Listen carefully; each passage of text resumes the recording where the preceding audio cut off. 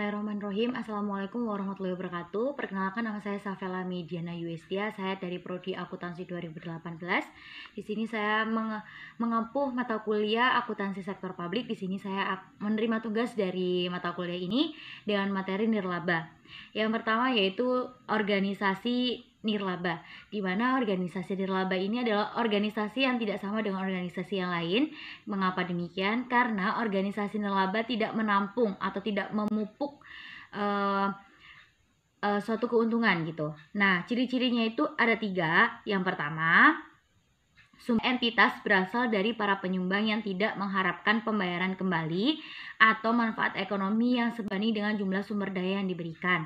Nah, jadi sumber daya manusia ini sangat diperlukan dalam organisasi nirlaba. Sebenarnya semua organisasi membutuhkan sumber daya manusia ini, tetapi sumber daya manusia di dalam organisasi nirlaba ini tidak merasa harus diuntungkan atau keuntungan itu ada di penyedia gitu. Jadi seseorang yang ada di dalam organisasi nirlaba ini tidak sepenuhnya meminta manfaat gitu atau keuntungan dari organisasi nirlaba yang tersebut gitu. Kemudian yang kedua yaitu menghasilkan barang atau jasa tanpa bertujuan memupuk laba, dan kalau suatu entitas menghasilkan laba maka jumlahnya tidak pernah dibagikan kepada para pendiri atau pemilik entitas tersebut.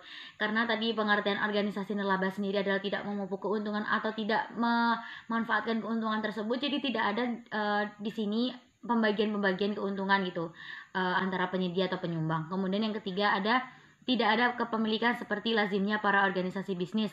Artinya bahwa kepemilikan dalam organisasi nirlaba ini tidak dapat dijual, dialihkan atau ditebus kembali atau di kepemilikan tersebut tidak. Nah, jadi kepemilikan tersebut tidak mencerminkan proporsi pembagian sumber daya entitas pada saat likuiditas atau pembubaran entitas. Jadi organisasi nirlaba ini tidak kepemilikannya bukan perseorangan gitu. Jadi seperti milik bersama gitu, sumber daya manusia yang ada di dalamnya atau penyumbangnya itu adalah pemiliknya, seperti itu. Kemudian organisasi nirlaba dibagi menjadi 2 kelompok besar, yakni entitas pemerintah dan entitas nirlaba non pemerintah. Organisasi nirlaba dipandang amat berbeda dengan organisasi komersial oleh pelanggan, donatur dan sukarelawan, pemerintah, anggota organisasi dan karyawan organisasi nirlaba. Jadi sudah saya jelaskan bahwa organisasi nirlaba ini sangat-sangat berbeda dengan organisasi komersial yang lainnya gitu. Mengapa demikian? Karena organisasi nirlaba sekali lagi tidak memupuk atau keuntungan ini tidak dibagi hasil gitu. Kemudian bagi stakeholder, akuntansi dan laporan keuangan bermanfaat sebagai bentuk alat penyampaian sebagai pertanggungjawaban pengurus. Jadi memang diperlukan sekali gitu laporan pertanggungjawaban akhir tahun atau akhir periode itu, supaya apa? Sebagai nantinya di tahun berikutnya sebagai kayak acuan gitu, sebagai perbandingan bagaimana dari tahun ke tahun, seperti itu. Apakah organisasi nirlaba ini berjalan dengan baik atau tidak, seperti itu. Kemudian para karyawan profesional organisasi nirlaba diasumsikan ingin diberlakukan setara dengan karyawan profesional organisasi komersial.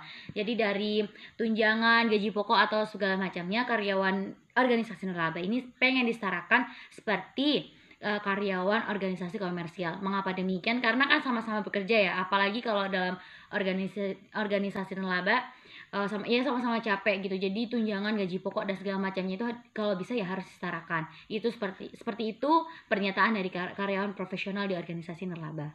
Kemudian para anggota diasumsikan secara serius ikut serta dalam suatu organisasi nirlaba untuk mencapai suatu visi dan misi tertentu organisasi yang bersangkutan. Jadi di sini karyawan atau anggota sangat-sangat diperlukan untuk ikut serta dalam pencapaian visi dan misi gitu kan. Jadi suatu organisasi nirlaba atau organisasi komersial manapun yang namanya organisasi itu, tujuan utamanya itu pertama dibentuknya adalah visi dan misi, tujuan gitu yang akan dicapai. Nah, tujuan yang akan dicapai itu pastinya perlu dengan kerja tim. Jadi semua itu harus bertanggung jawab, termasuk dalam anggota tersebut harus memang betul-betul ikut serta dalam pencapaian visi misi tersebut. Kemudian para pelanggan atau pihak yang menjadi sasaran dan diuntungkan serta berharap untuk memperoleh manfaat yang dijanjikan organisasi. Jadi sebelum menarik pelanggan atau anggota itu pastinya organisasi mempunyai janji-janji gitu ya. Janji-janji tersebut harus jadi itu tadi bahwa pelanggan memang dijanji-janjikan, berarti otomatis kita organisasi nirlaba ini harus menepati janji gitu kan ya dari awal gitu. Jadi nanti tidak akan ada masalah gitu, masalah seperti entah ada kayak masalah-masalah sedikit kita bisa selesaikan sama-sama seperti itu karena ada kepercayaan masing-masing. Kemudian bagi pemerintah, organisasi nirlaba non pemerintah harus mematuhi ketentuan undang-undang serta diharapkan memberi sumbangan positif bagi kehidupan sosial, politik, ekonomi, dan budaya nasional. Jadi bagi pemerintah yang organisasi nirlaba yang non pemerintah ini diharapkan mematuhi peraturan undang-undang yang sudah dibuat sama pemerintah tersebut gitu. Untuk apa? Untuk mensejahterakan sosial, ekonomi, dan politik. Nah, kesimpulannya yaitu sasaran utama laporan keuangan itu, laporan keuangan entitas itu ya untuk dipertanggungjawabkan kepada pelanggan, pemerintah sendiri, ataupun anggota dan karyawan. Alhamdulillah untuk materi pertama telah saya sampaikan, kemudian bakalan dilanjutkan oleh pemateri berikutnya. Saya sendiri pemateri pertama dan sekaligus moderator. Kurang lebihnya wassalamualaikum warahmatullahi wabarakatuh. Mobil, rumah tinggal, keanggotaan golf, dan sebagainya. Maka, organisasi nirlaba menjadi berkaitan dengan entitas komersional. Entitas komersional nirlaba sering diidentifikasi melalui bentuk legal dan bentuk kegiatan. Yang pertama, entitas komersional terbagi atas entitas komersional yang dikelola pemerintah seperti BUMN, Persero, entitas komersional swasta misalnya CV, NV, firma, usaha perorangan atau UD. Nah, yang kedua, entitas nirlaba. Entitas nirlaba terbagi atas entitas nirlaba pemerintah, entitas nirlaba swasta misalnya yayasan, partai politik, lembaga swadaya masyarakat. Nah, jadi pemerintah, entitas komersional, dan nirlaba berdasarkan bidang bentuk kegiatan atau bidang usaha tidak disarankan rumah sakit dan museum pemerintah pada umumnya nirlaba, namun rumah sakit dan museum swasta mungkin nirlaba atau komersional. Sekian materi dari saya, lebih kurangnya saya mohon maaf. Terima kasih. Wassalamualaikum warahmatullahi wabarakatuh. Baik, assalamualaikum warahmatullahi wabarakatuh. Saya Indah Nur Samsiah sebagai pemateri kedua, dan saya akan menjelaskan mengenai tujuan laporan keuangan organisasi nirlaba. Tujuan yang pertama yaitu organisasi nirlaba hendaknya memberikan informasi yang bermanfaat bagi penyedia dan pengguna laporan keuangan dalam mengambil keputusan yang rasional. Yang kedua yaitu memberikan informasi yang membantu pengguna dan penyedia dalam menilai pelayanan organisasi nirlaba.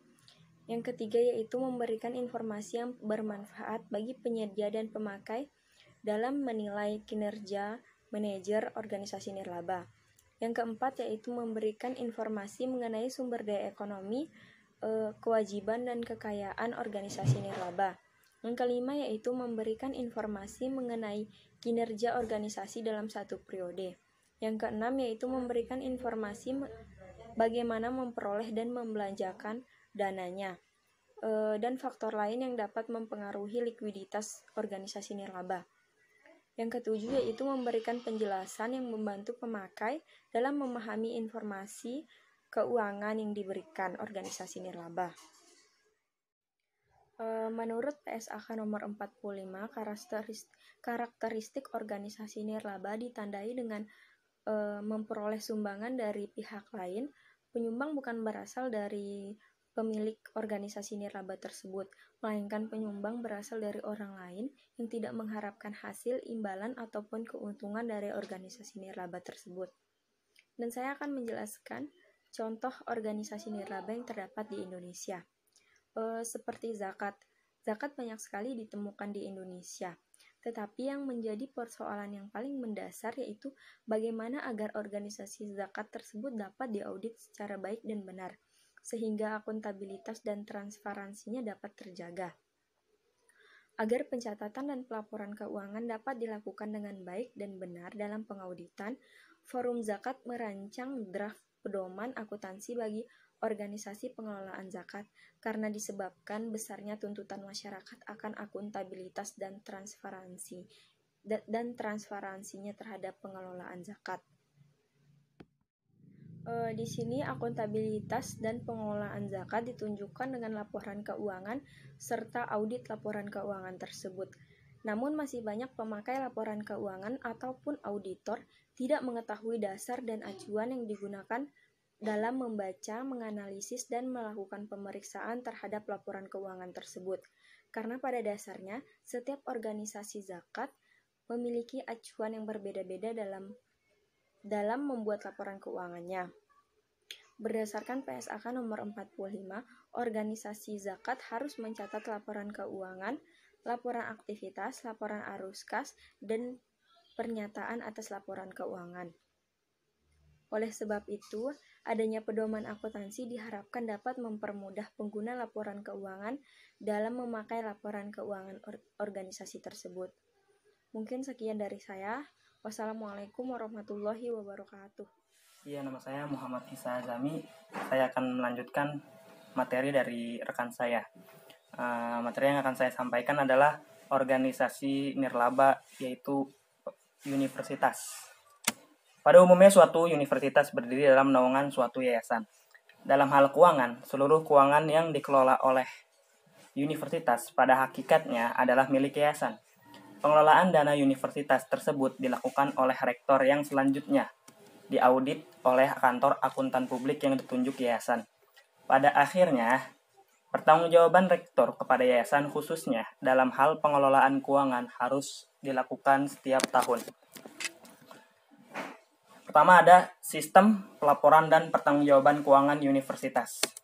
Dalam hal membuat laporan keuangan, pihak universitas mencoba untuk melakukan standarisasi dengan mengacu pada PSAK nomor 45. Yang kedua, karakteristik pengelolaan keuangan universitas.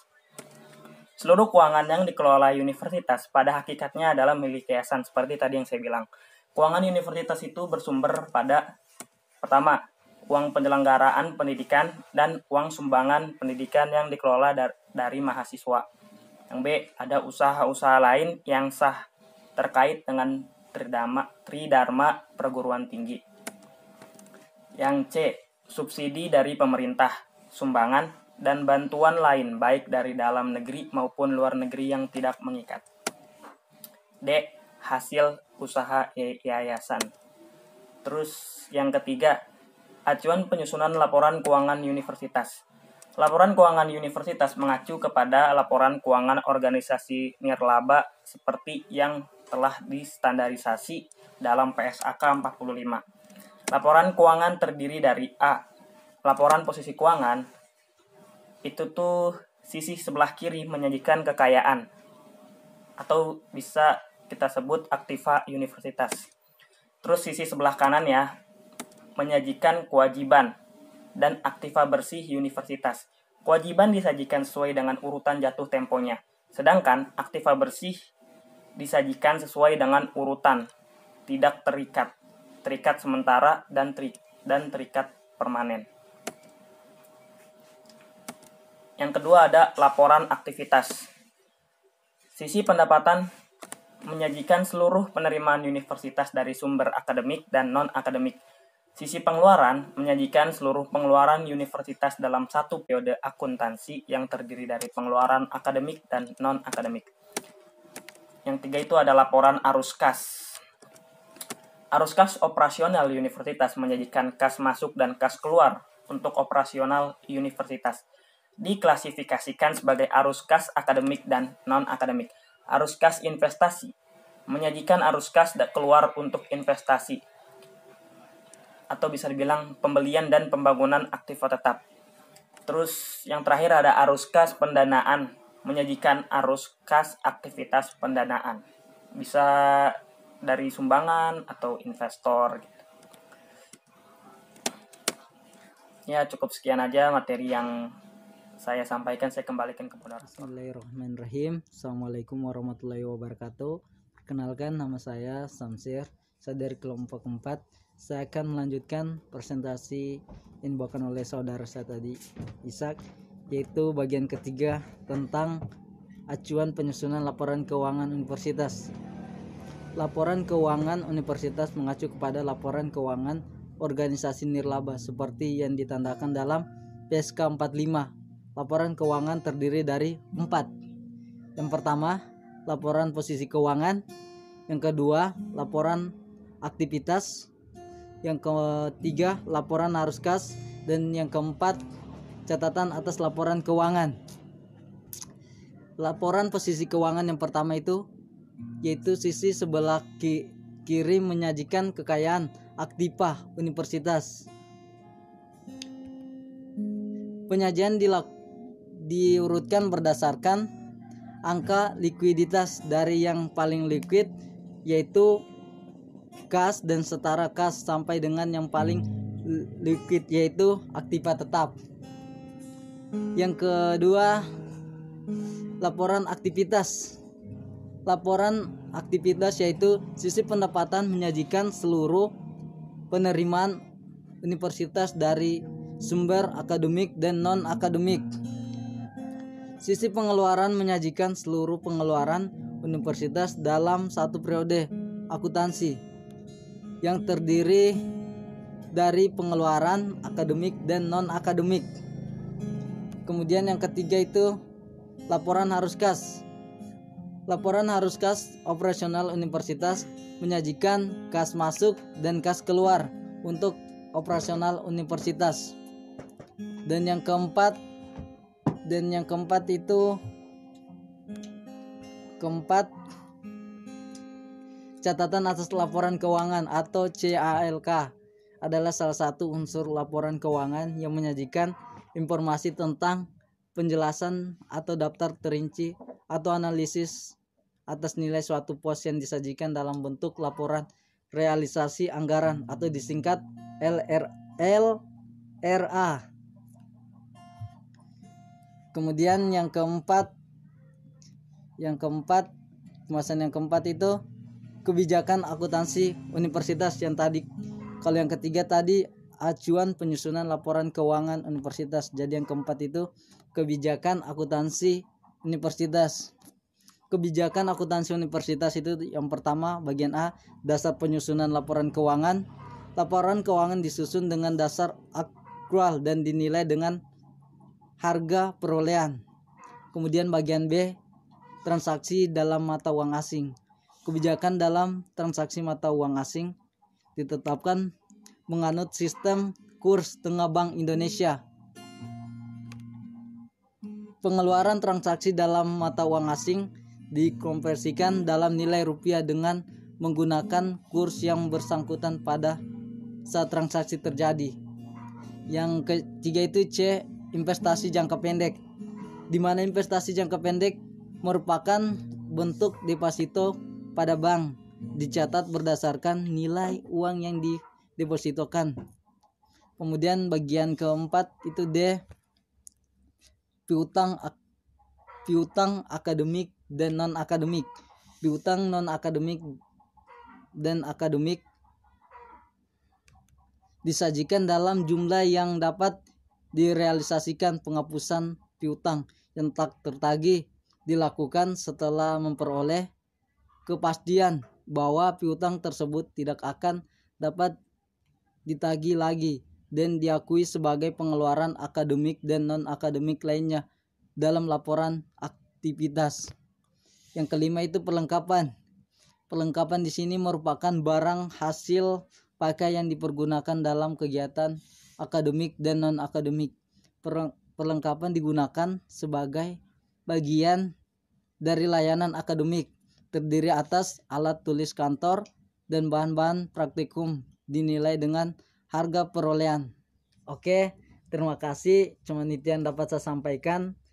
Mohon dimaklumi kalau ada kata yang kurang itu dari saya, kalau ada kata benar itu dari Allah. Saya akhiri, assalamualaikum warahmatullahi wabarakatuh. Bukan kamera kau lihat. Tadi acuan penyusunan laporan keuangan universitas. Jadi yang keempat itu kebijakan akuntansi universitas. Kebijakan akuntansi universitas itu yang pertama bagian A, dasar penyusunan laporan keuangan. Laporan keuangan disusun dengan dasar akrual dan dinilai dengan harga perolehan. Kemudian bagian B, transaksi dalam mata uang asing. Kebijakan dalam transaksi mata uang asing ditetapkan menganut sistem kurs tengah Bank Indonesia. Pengeluaran transaksi dalam mata uang asing dikonversikan dalam nilai rupiah dengan menggunakan kurs yang bersangkutan pada saat transaksi terjadi. Yang ketiga itu C, investasi jangka pendek, di mana investasi jangka pendek merupakan bentuk deposito pada bank, dicatat berdasarkan nilai uang yang didepositokan. Kemudian bagian keempat itu D, piutang akademik dan non akademik. Piutang non akademik dan akademik disajikan dalam jumlah yang dapat direalisasikan. Penghapusan piutang yang tak tertagih dilakukan setelah memperoleh kepastian bahwa piutang tersebut tidak akan dapat ditagih lagi dan diakui sebagai pengeluaran akademik dan non-akademik lainnya dalam laporan aktivitas. Yang kelima itu perlengkapan. Perlengkapan di sini merupakan barang hasil pakai yang dipergunakan dalam kegiatan akademik dan non-akademik. Perlengkapan digunakan sebagai bagian dari layanan akademik, terdiri atas alat tulis kantor dan bahan-bahan praktikum, dinilai dengan harga perolehan. Oke, terima kasih. Cuman itu yang dapat saya sampaikan. Mohon dimaklumi kalau ada kata yang kurang, itu dari saya. Kalau ada kata benar itu dari Allah. Saya Hiri. Assalamualaikum warahmatullahi wabarakatuh. Bismillahirrahmanirrahim. Assalamualaikum warahmatullahi wabarakatuh. Perkenalkan, nama saya Yani Arya Safitri. Di sini saya akan melanjutkan materi dari saudara Samsir, yaitu F, investasi terkait untuk aktiva. Investasi terkait untuk aktiva adalah alokasi kas dan setara kas untuk akuisisi aktiva. G, aktiva tetap. Aktiva tetap adalah aktiva yang diakui berdasarkan harga perolehan dan dicatat dan disajikan berdasarkan harga perolehan aktiva tersebut dikurangi akumulasi penyusutan aktiva tersebut. H, aktiva dalam penyelesaian merupakan penambahan bangunan dan taman instalasi yang masih dalam tahap penyelesaian. Pembangunan tersebut bisa didanai oleh pihak internal atau pihak eksternal, yaitu pihak ketiga. I, hak kekayaan intelektual. Hak kekayaan intelektual merupakan hak perlindungan hukum yang diberikan secara eksklusif oleh pemerintah dalam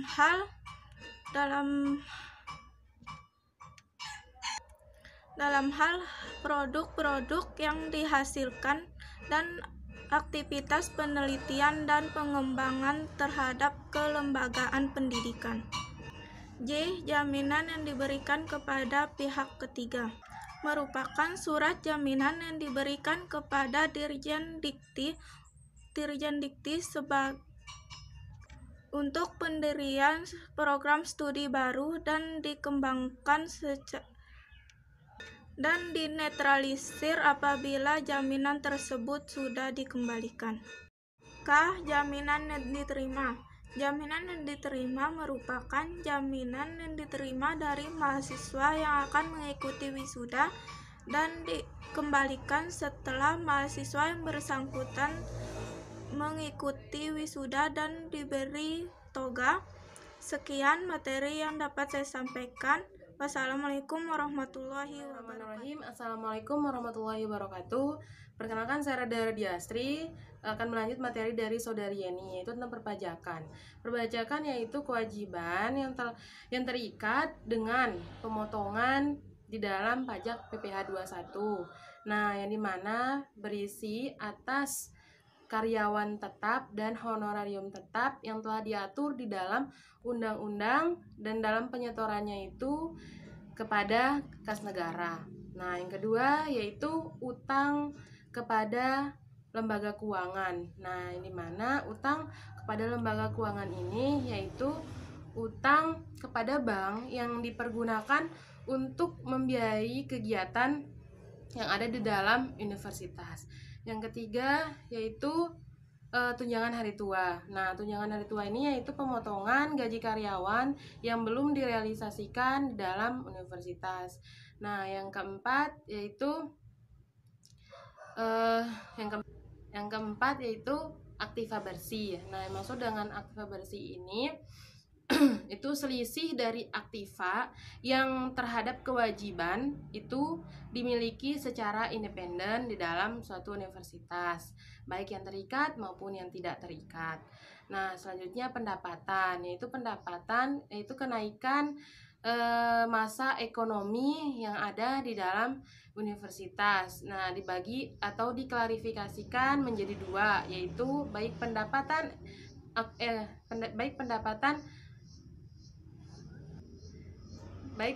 akademik maupun pendapatan non-akademik. Selanjutnya pengeluaran, yaitu penurunan masa ekonomi yang ada di dalam universitas.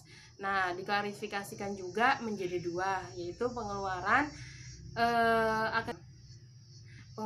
akademik dan pengeluaran non-akademik.